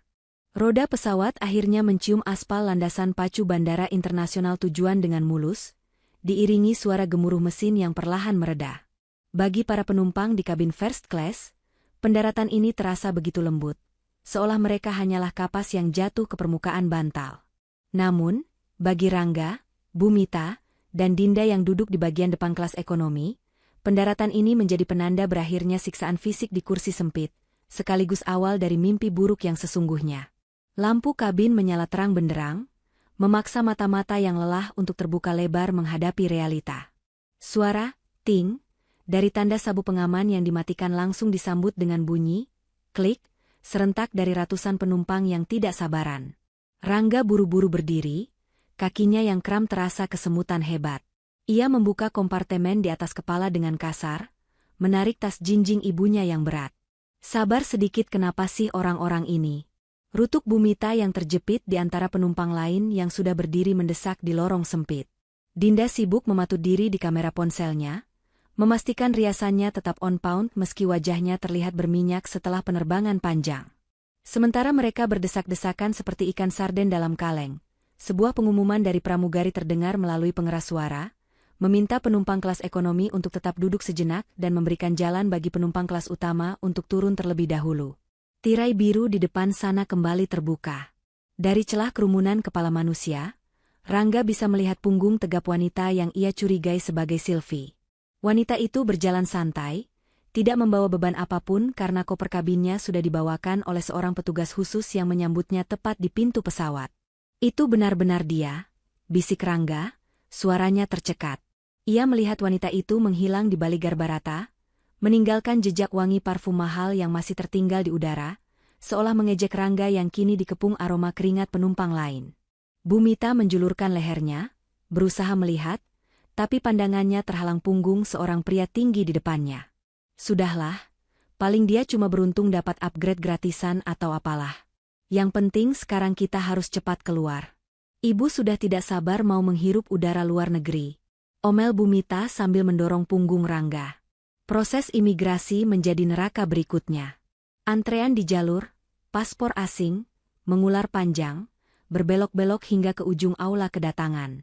Ratusan orang berdiri dengan wajah lelah, menunggu giliran diperiksa petugas yang bekerja dengan lambat. Rangga, Bumita, dan Dinda terjebak di tengah lautan manusia itu. Kaki Bumita yang membengkak karena penerbangan mulai terasa nyeri, membuatnya terus-menerus mengeluh dan menyalahkan Rangga yang tidak bisa mengatur jalur cepat. Di sisi lain aula yang dibatasi kaca transparan, mereka bisa melihat jalur khusus bertuliskan, Diplomatic VVIP Priority Lane. Jalur itu kosong melompong, dilapisi karpet merah tipis. Dan di sanalah Sylvie berada. Ia tidak perlu mengantre. 2 orang petugas berseragam rapi mendampinginya, menyerahkan paspor Sylvie ke petugas imigrasi yang langsung membubuhkan cap tanpa banyak tanya. Sylvie bahkan sempat menoleh ke arah antrean umum, tatapan matanya bertemu dengan tatapan Rangga dari balik kaca pembatas. Sylvie tersenyum tipis, sangat tipis, lalu melenggang pergi menuju area pengambilan bagasi priority yang terpisah. Rangga meremas pegangan koper trolinya dengan geram. Kenapa dia bisa lewat sana? Itu kan jalur diplomat. Apa dia pakai paspor palsu? Atau dia jadi kurir narkoba internasional, makanya dapat perlakuan khusus? Pikiran Rangga semakin liar dan tidak masuk akal, berusaha mencari pembenaran atas ketidakmampuannya menerima fakta bahwa istrinya jauh lebih berkuasa darinya. Dinda mendengus kesal. Sialan, kita di sini kayak pengungsi, dia malah kayak ratu. Awas aja kalau ketemu nanti aku labrak. 1 jam berlalu dengan penyiksaan di antrean imigrasi dan pengambilan bagasi yang lambat. Koper Bumita yang berat itu akhirnya muncul paling terakhir, seolah sengaja mempermainkan kesabaran mereka. Dengan menyeret langkah yang gontai dan mood yang sudah hancur lebur, mereka bertiga akhirnya berhasil keluar dari pintu kedatangan internasional. Udara musim dingin langsung menerpa wajah mereka, membuat Bumita menggigil dan mengeratkan mantel bulu sintetisnya. Di area penjemputan, Rangga langsung mengedarkan pandangan dengan percaya diri. Ia mencari papan nama bertuliskan namanya atau logo perusahaan cabang setempat. Tenang, Bu. Harusnya ada supir kantor cabang yang jemput kita. Aku sudah kirim email ke manajer operasional di sini minggu lalu, minta fasilitas mobil dinas. Mobil mereka biasanya mewah, sekelas Alphard atau Mercy, ujar Rangga menyombongkan diri, mencoba memulihkan wibawanya di depan ibu dan adiknya. Namun, mata Rangga tidak menemukan satupun papan nama yang mencantumkan namanya. Yang ia lihat justru sebuah pemandangan yang membuat matanya nyaris copot. Tepat di area Curbside VIP, di mana mobil-mobil biasa dilarang berhenti lama, terparkir sebuah Rolls-Royce Phantom berwarna hitam mengkilap. Mobil itu terlihat sangat mencolok di antara taksi-taksi bandara yang berwarna kuning kusam. 2 orang pria berjas hitam berdiri tegap di samping pintu mobil yang terbuka. Dan di depan mereka, sedang bersalaman dengan seorang pria bule yang tampak seperti eksekutif tinggi, adalah Sylvie. Lihat itu. Itu mobil jemputan kantor pasti. Seru Bumita histeris, menunjuk ke arah Rolls-Royce tersebut. Wah, Hebat kamu Rangga. Ternyata jabatanmu memang tinggi ya, sampai dijemput mobil semewah itu. Ayo cepat ke sana sebelum supirnya nunggu lama. Tanpa menunggu jawaban Rangga, Bumita langsung menyeret kopernya yang berat dengan semangat baru, melupakan rasa sakit di kakinya. Dinda pun ikut berlari kecil, sudah membayangkan instastory yang akan ia buat di dalam mobil mewah itu. Rangga bingung. Ia merasa tidak pernah meminta jemputan semewah itu. Emailnya hanya meminta mobil operasional standar. Tapi melihat logo perusahaan kecil yang tertempel elegan di plat nomor mobil itu, rasa percaya diri semu kembali merasukinya.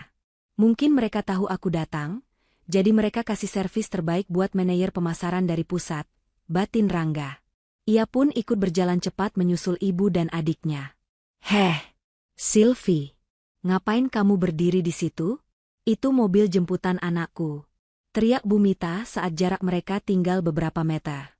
Suaranya yang cempreng membuat beberapa orang menoleh.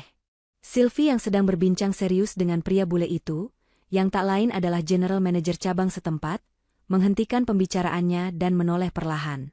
Wajahnya datar, tanpa ekspresi kaget sedikitpun. Minggir kamu. Jangan halangi jalan ibu. Masukin koper ini ke bagasi, mumpung kamu di sini. Perintah Bumita sambil mendorong koper besarnya ke arah Sylvie.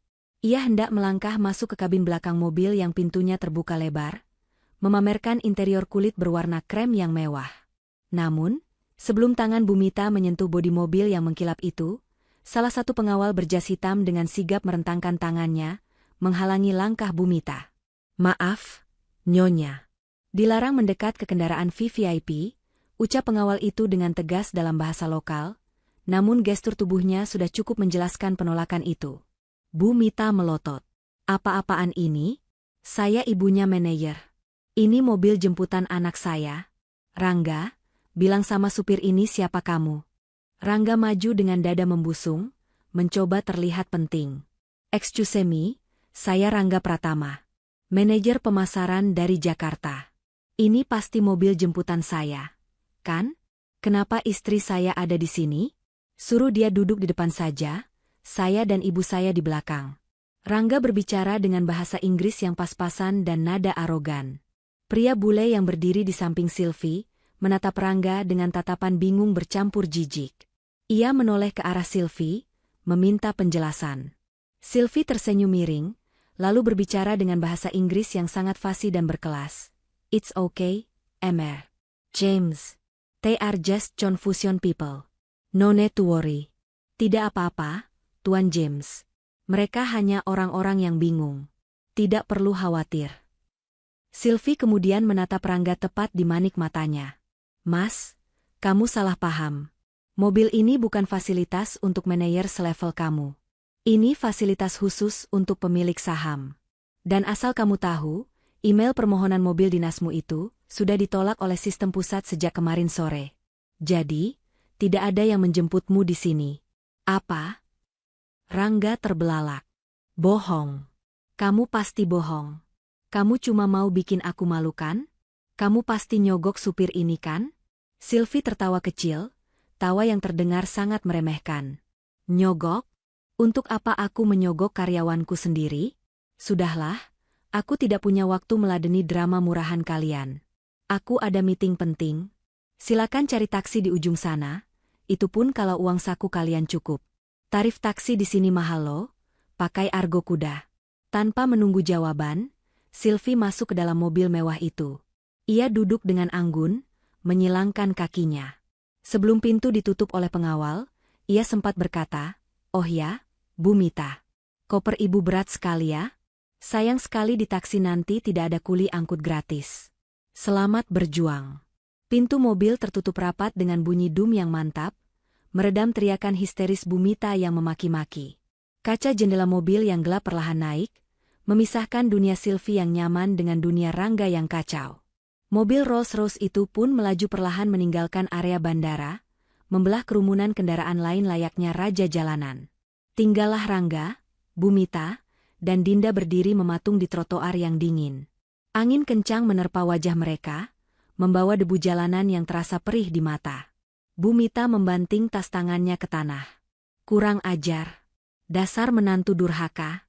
Beraninya dia meninggalkan kita di sini. Rangga, cepat telepon kantor cabang. Marahi mereka kenapa tidak jemput kita. Rangga dengan tangan gemetar mengeluarkan ponselnya. Ia mencoba menghubungi nomor kontak manajer operasional yang ia miliki. Namun, yang terdengar hanya suara operator otomatis. The number you are calling is not available or has restricted your access. Rangga mencoba lagi, dan lagi. Hasilnya nihil. Wajahnya pucat pasi. Bukan hanya tidak dijemput, nomornya sepertinya sudah diblokir. Di tengah kepanikan itu, sebuah taksi tua berhenti di dekat mereka. Supirnya, seorang pria tua dengan wajah masam, berteriak dalam bahasa asing yang kasar, menyuruh mereka minggir jika tidak mau naik. Dinda merengek, "Mas Rangga, aku dingin. Ayo naik apa aja deh. Aku malu dilihatin orang." Rangga menatap dompetnya. Uang tunai yang ia bawa tidak banyak, karena ia mengandalkan kartu kredit kantor. Dan jika ucapan Sylvie tadi benar soal penolakan sistem, maka bencana finansial baru saja dimulai. Dengan langkah berat, Rangga mengangkat koper-koper raksasa itu ke dalam bagasi taksi tua yang sempit, sementara Bumita terus mengomel di telinganya. Pemandangan Rolls-Royce hitam yang membawa Sylvie menjauh masih terbayang jelas di benak Rangga. Sebuah bayangan yang menyakitkan tentang betapa jauhnya jarak yang kini terbentang di antara mereka. Istrinya bukan lagi sekadar istri. Wanita itu adalah tembok raksasa yang siap meruntuhkan hidupnya. Taksi tua yang membawa Rangga, Bumita, dan Dinda akhirnya berhenti tepat di depan lobi megah The Grand Wijaya Hotel. Bangunan itu berdiri angkuh dengan pilar-pilar marmer raksasa dan kilauan lampu kristal yang terlihat dari balik pintu kaca. Bumita, yang sepanjang perjalanan mengeluh mual karena bau apek mobil, seketika wajahnya cerah kembali. Ia buru-buru turun, merapikan mantel bulunya, dan mengangkat dagu tinggi-tinggi, seolah ingin menepis kenyataan bahwa mereka baru saja tiba dengan kendaraan yang sangat tidak layak untuk tamu hotel bintang 5. Rangga membayar ongkos taksi dengan sisa uang tunainya yang semakin menipis. Wajahnya masih tegang sisa kejadian di bandara tadi, namun melihat kemewahan hotel ini, rasa percaya dirinya sedikit kembali. Ia meyakinkan dirinya sendiri bahwa insiden penjemputan tadi hanyalah kesalahan komunikasi tim operasional lokal. Di sini, di hotel yang ia yakini pembayarannya dijamin kantor, ia akan kembali menjadi raja. "Ayo masuk, Bu. Jangan lama-lama di luar, dingin," ajak Rangga sambil memberi isyarat pada petugas bellboy untuk mengangkut koper-koper besar mereka. Mereka melangkah masuk ke lobi. Udara hangat beraroma lili segar langsung menyambut, menggantikan udara dingin jalanan. Dinda langsung sibuk dengan ponselnya, mencari sudut pencahayaan terbaik untuk update status, seolah drama di bandara tidak pernah terjadi. Rangga berjalan mantap menuju meja resepsionis yang terbuat dari kayu mahoni solid, di mana dua staf berseragam rapi siap melayani. "Selamat malam, Pak. Ada yang bisa kami bantu?" Sapa resepsionis wanita dengan senyum profesional. "Malam. Saya Rangga Pratama. Saya mau check-in untuk 3 kamar eksekutif suite selama 3 malam, ucap Rangga dengan nada sedikit angkuh.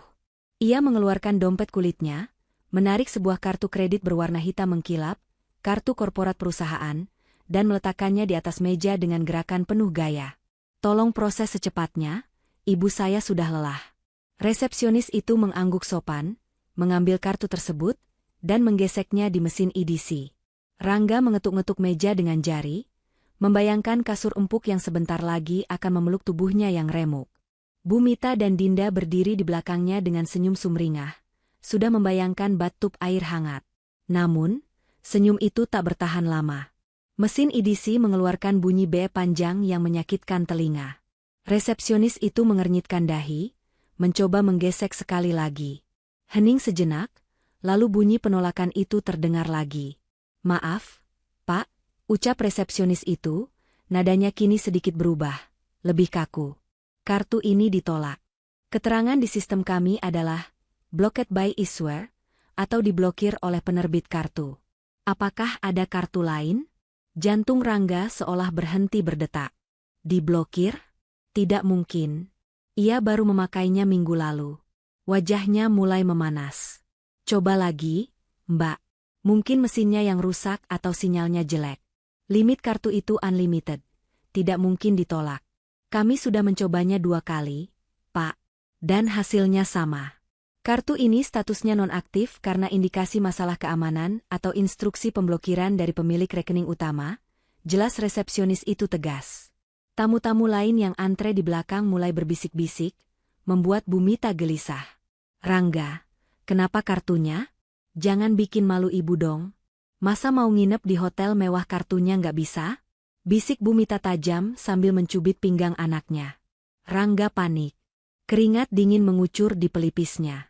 Ia tahu ini bukan kebetulan. Blokir di saat ia berada di luar negeri? Ini pasti ulah kantor pusat.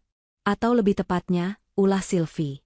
Dengan tangan gemetar, Rangga mengeluarkan kartu kredit pribadinya.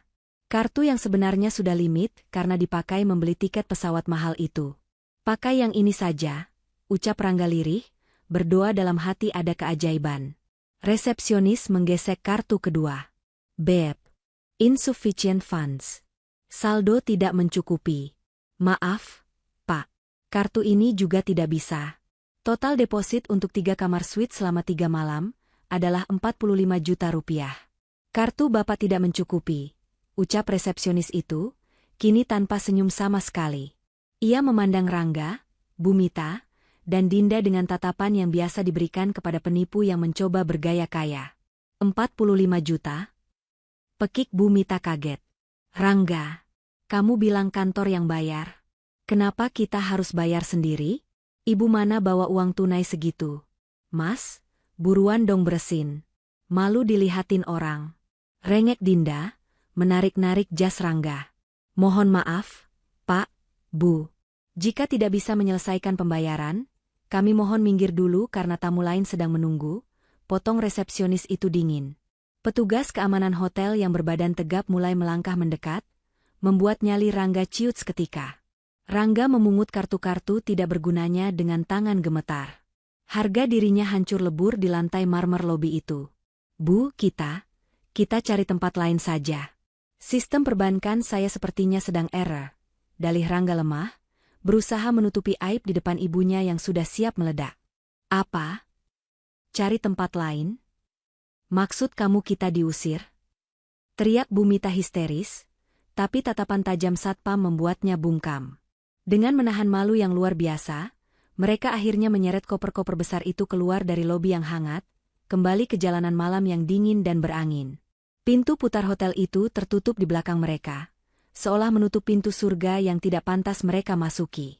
Angin malam menusuk tulang saat Rangga mengecek aplikasi pemesanan hotel di ponselnya dengan jari gemetar. Uang tunainya sangat terbatas. Pilihan hotel mewah sudah mustahil. Satu-satunya yang masuk akal dengan sisa uang di dompetnya hanyalah sebuah motel kecil di gang sempit, 3 blok dari sana. Jalan kaki, Bu. Dekat kok, bohong Rangga. Padahal jarak 3 blok dengan menyeret koper berat di trotoar yang tidak rata terasa seperti penyiksaan. Sepanjang jalan, Bumita tidak henti-hentinya memaki. Dinda menangis karena hak sepatunya patah tersangkut lubang trotoar.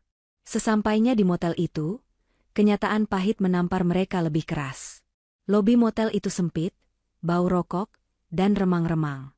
Resepsionisnya seorang pria tua yang bahkan tidak menatap wajah mereka saat melempar kunci kamar manual ke atas meja. Ini kamarnya? Kamar mandi luar? Rangga, kamu mau bunuh ibu pelan-pelan? Protes Bumita saat melihat kamar sempit dengan kasur busa tipis dan sprei yang terlihat kusam. Cuma ini yang ada malam ini, Bu. Besok Rangga urus lagi ke bank. Pasti ada salah paham. Jawab Rangga putus asa, menghempaskan tubuhnya ke kasur yang keras. Di kamar pengap itu, Rangga menatap langit-langit yang berjamur. Ia meraba saku jasnya, merasakan kartu korporat yang kini hanya seonggok plastik sampah. Firasat buruknya tentang Sylvie semakin kuat. Bayangan istrinya yang masuk ke Rolls-Royce dan duduk di first class terus berputar di kepalanya. Apa yang sebenarnya terjadi, Sil? Kenapa kamu tega melakukan ini? Batin Rangga. Ia belum sadar sepenuhnya bahwa apa yang ia alami malam ini baru permulaan. Esok pagi, saat perut mereka lapar dan mereka mencoba sarapan di restoran hotel mewah tadi demi gengsi, Sylvie sudah menyiapkan hidangan penutup yang jauh lebih pahit daripada sekadar kartu yang ditolak. Sinar matahari pagi yang menerobos masuk ke celah jendela motel murah itu menyinari wajah-wajah kusut Rangga, Bumita, dan Dinda. Badan mereka remuk redam akibat tidur di kasur busa tipis. Dinda merengek minta pindah hotel, sementara Bumita menolak mentah-mentah ide sarapan nasi bungkus di pinggir jalan. Gengsi wanita parubaya itu masih setinggi langit meskipun dompet anaknya sudah sekarat. Kita balik ke hotel mewah kemarin. Kita sarapan di sana, perintah Bumita ketus. Ibu yakin semalam itu cuma kesalahan sistem. Pagi ini pasti kartu kamu sudah bisa dipakai lagi, Rangga. Tanpa banyak bicara karena lelah berdebat, Rangga menuruti kemauan ibunya. Mereka berjalan kaki kembali ke The Grand Wijaya Hotel, menyeret langkah dengan perut lapar. Sesampainya di restoran hotel, Le Jardin, aroma kemewahan langsung menyergap. Rangga memilih meja di sudut, memesan menu termurah, roti bakar dan teh, untuk bertiga, mengabaikan protes Bumita yang ingin menu prasmanan lengkap. Hemat uang tunai, Bu. Kita belum tahu kartunya bisa atau tidak, bisik Rangga tegas. Saat menunggu pesanan dengan wajah masam, mata Dinda tiba-tiba membelalak. Ia menyikut lengan Rangga keras-keras. Mas, lihat arah jam 2. Itu kan Mbak Silvi. Rangga dan Bumita sontak menoleh. Di meja terbaik dekat jendela, duduklah Silvi. Ia tampak anggun dan berkelas, sedang tertawa renyah bersama seorang pria parubaya berjas mahal. Pria itu menuangkan teh untuk Silvi dengan sikap sangat hormat. Darah Rangga mendidih seketika. Dalam benaknya yang picik, ia hanya melihat satu hal. Istrinya sedang bermesraan dengan gadun, kaya. Kurang ajar, geram Rangga. Jadi ini kerjanya? Jadi simpanan supaya bisa hidup mewah? Pantas saja dia bisa naik first class. Bumita ikut mengompori. Dasar perempuan murahan. Labrak dia, Rangga. Seret dia pulang. Dibakar cemburu dan amarah, Rangga bangkit dan melangkah lebar menuju meja Silvi, diikuti Bumita dan Dinda. Tanpa permisi, Rangga menggebrak meja itu dengan keras. Brak! Suasana restoran hening seketika. Silvi menoleh perlahan, wajahnya datar tanpa rasa takut. Hebat ya, teriak Rangga, urat lehernya menonjol. Istri di rumah Sok Alim, ternyata di luar negeri jadi simpanan om-om. Kamu jual diri demi tas mahal dan kursi pesawat itu. Hah? Aku kerja banting tulang, ini balasan kamu? Bumita menimpali dengan suara cemprengnya. Silvi, ibu kecewa. Kembalikan uang yang kamu curi dari Rangga. Dasar menantu tidak tahu diri. Pria parubaya di hadapan Silvi meletakkan cangkirnya dengan tenang, lalu berdiri. Posturnya tegap dan mengintimidasi. Jaga mulut Anda, Saudara Rangga, bentak pria itu dengan suara bariton yang berwibawa. Anda tidak sadar dengan siapa Anda bicara? Bapak diam saja. Bapak ini pelanggannya kan? Tuduh Rangga buta. Pria itu tertawa sinis. Nama saya Ferry Handoko, Direktur Operasional Wijaya Group. Dan wanita yang Anda hina ini, wanita yang Anda tuduh jual diri ini. Pak Ferry menunjuk Silvi dengan hormat. Beliau adalah Ibu Silvi Wijaya. Putri tunggal pendiri perusahaan, komisaris utama, pemegang saham mayoritas, dan pemilik sah seluruh jaringan hotel ini. Hening. Waktu seolah berhenti. Mulut Rangga ternganga, kakinya lemas. Bumita mematung dengan wajah pucat pasi. Komisaris utama? Pemilik perusahaan tempat Rangga bekerja? Silvi berdiri perlahan, mengambil gelas air putih di mejanya, lalu dengan gerakan cepat menyiramkan isinya ke wajah Rangga. Bangun, Mas, ucap Silvi dingin. Sandiwara orang miskin saya sudah selesai. Saya mencari suami yang tulus, tapi ternyata saya menikahi parasit sombong. Silvi menatap mertuanya yang gemetaran. Bumita, ibu bilang saya terlalu miskin untuk iuran 20 juta? Uang segitu bahkan tidak cukup untuk bayar tip pelayan saya hari ini. Rangga, yang basah kuyup dan hancur mentalnya, mencoba meraih tangan Silvi. Sil, sayang ini salah paham kan? Kamu bercanda kan? Jangan sentuh saya, tepis Silvi tajam. Pak Ferry, panggil keamanan. Usir 3 orang ini dan masukkan nama mereka ke daftar hitam hotel. Siap, Bu Komisaris. Dalam hitungan detik, petugas keamanan menyeret Rangga, Bumita, dan Dinda keluar dari restoran mewah itu layaknya sampah. Teriakan memohon mereka tenggelam oleh pintu kaca yang tertutup rapat. Di trotoar yang panas, Rangga terduduk lemas, menyadari bahwa kesombongannya baru saja menghancurkan seluruh hidupnya dalam satu pagi. Di trotoar depan hotel, Rangga, Bumita, dan Dinda menjadi tontonan menyedihkan. Mereka basah, kusam, dan dipermalukan. Bumita memukuli bahu Rangga dengan tas tangannya, melampiaskan histeria. Komisaris utama? Istrimu itu pemilik perusahaan? Kenapa kamu sebodoh itu tidak tahu, Rangga? Gara-gara kamu, ibu dipermalukan di depan umum, jerit Bumita. Rangga hanya diam mematung, tatapannya kosong. Otaknya masih berusaha mencerna fakta bahwa wanita yang selama ini ia suruh mencuci baju dan ia beri uang belanja pas-pasan adalah bos besar yang menggaji dirinya. Belum sempat mereka beranjak, pintu samping hotel terbuka. Pak Ferry keluar didampingi 2 staf berjas hitam. Ia tidak datang untuk meminta maaf, melainkan membawa tumpukan map tebal. "Jangan pergi dulu," panggil Pak Ferry dingin. "Ibu komisaris masih punya oleh-oleh terakhir untuk kalian." Rangga menoleh, secercah harapan bodoh muncul. "Pak, tolong izinkan saya bicara sama Sylvie. Saya hilaf. Saya suaminya." Pak Ferry tersenyum sinis. "Mantan suami, lebih tepatnya. Silakan terima ini." Ia menyerahkan amplop pertama. Rangga membukanya dengan tangan gemetar.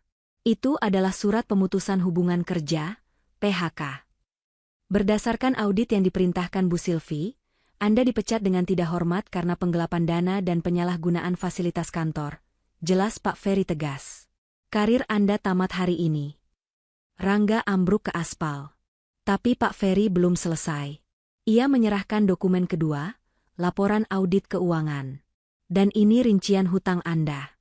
Tas mewah Ibu Mita, tiket pesawat Dinda, dan gaya hidup hedon kalian selama ini, semuanya dibayar pakai uang perusahaan yang Anda gelapkan. Totalnya miliaran rupiah. Perusahaan memberi waktu 2x 24 jam untuk melunasi, atau penjara menanti." Bu Mita membelalak melihat angka di kertas itu. "Apa? Jadi tas ibu, baju ibu, itu hasil korupsi?" "Rangga, kamu bilang itu bonus." Terakhir, setelah Pak Ferry menyerahkan map biru. Gugatan cerai. Rangga menerima map itu dengan lemas. Di dalamnya tertulis tuntutan Sylvie untuk mengambil alih semua aset, rumah, mobil, dan tabungan, sebagai ganti rugi atas uang perusahaan yang dicuri Rangga. Bu Sylvie berpesan, ucap Pak Ferry meniru nada bicara Sylvie. "Nikmatilah hidup baru kalian. Rangga sebagai pengangguran dengan hutang miliaran, dan Ibu Mita sebagai gelandangan. Oh ya, rumah kalian di Jakarta sedang disegel tim aset kami hari ini. Jadi, jangan harap bisa pulang ke sana." Bu Mita langsung pingsan mendengar kabar itu. Dinda menjerit histeris, mengguncang tubuh ibunya. "Mas, kita nggak punya rumah lagi. Kita tidur di mana?" Pak Ferry merapikan jasnya, menatap mereka dengan puas. "Wajah kalian sudah masuk daftar hitam keamanan. Jangan coba-coba masuk lagi. Selamat menikmati liburan kalian." Pak Ferry berbalik dan masuk kembali ke hotel, meninggalkan mereka yang hancur lebur di pinggir jalan. Rangga memeluk lututnya di bawah rintik hujan yang mulai turun. Habis sudah. Istrinya hilang, jabatannya lenyap, hartanya disita, dan hutang miliaran mencekik leher. Kesombongan mereka telah dibayar lunas dengan kehancuran total. Kepulangan Rangga, Bu Mita, dan Dinda ke tanah air adalah perjalanan paling memalukan dalam hidup mereka. Tanpa uang sepeser pun, mereka dipulangkan layaknya orang terlantar. Puncak kehancuran menyambut tepat di depan gerbang rumah mewah mereka. Taksi online murah yang mereka tumpangi berhenti. Bukan sambutan hangat yang didapat, melainkan sebuah papan seng merah yang tertancap angku di depan pagar. Tanah dan bangunan ini disita oleh perusahaan sebagai ganti rugi kasus korupsi. "Rumahku. Ini rumahku," jerit Bu Mita histeris, gedor-gedor pagar yang tergembok rapat. Tetangga mulai keluar menonton, berbisik sinis. Rangga hanya tertunduk lesu di samping koper-koper mereka. Kunci di tangannya sudah tidak berguna. Tim aset Sylvie bergerak cepat. Hari itu juga, Keluarga yang dulu sombong itu resmi menjadi gelandangan di depan istana yang pernah mereka banggakan. 1 tahun kemudian, di perempatan jalan yang berdebu di pinggiran Jakarta, nasib telah memutar roda kehidupan dengan kejam. Di bawah terpal robek, Bumita yang dulu glamor kini mengenakan daster lusuh, sibuk membolak-balik gorengan di wajan hitam. Wajahnya berminyak dan tua. Dinda duduk di belakangnya mengupas pisang, memakai kaos partai gratisan, tak ada lagi make-up atau gaya sosialita.